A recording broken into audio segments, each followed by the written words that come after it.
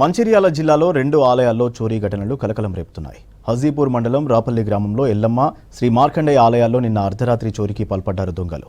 2 ప్రధాన ఆలయాల్లో తాళాలు పగలగొట్టి ఆలయంలోకి చొరబడ్డారు. ఆలయాల్లోని బంగారు, వెండి ఆభరణాలు ఎత్తుకెళ్లారు దొంగలు.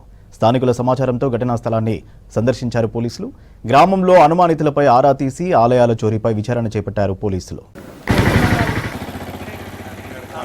శివభక్త మార్కండేయ స్వామి దేవాలయంలో నిత్యము ఒక 28 గ్రామాల నుంచి భక్తులు వస్తూ ఉంటారు.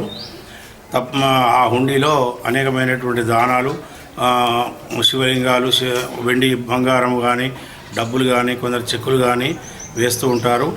ఆ హుండీలో బాగా ఈ సంవత్సరమైన హుండీ విప్పగా ఆ హుండీలో బాగానే అమౌంట్ ఉంటుంది.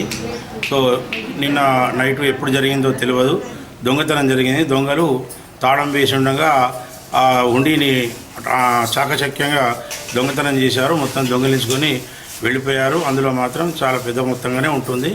భక్తులు విశేషంగా వస్తుంటారు కాబట్టి కొద్దిగా దయచేసి అందరూ కూడా పోలీసులు గారు, శాఖ కానీ, అందరు సార్లు కానీ పర్యవేక్షించి మాది న్యాయం చేయగలరని మనకి.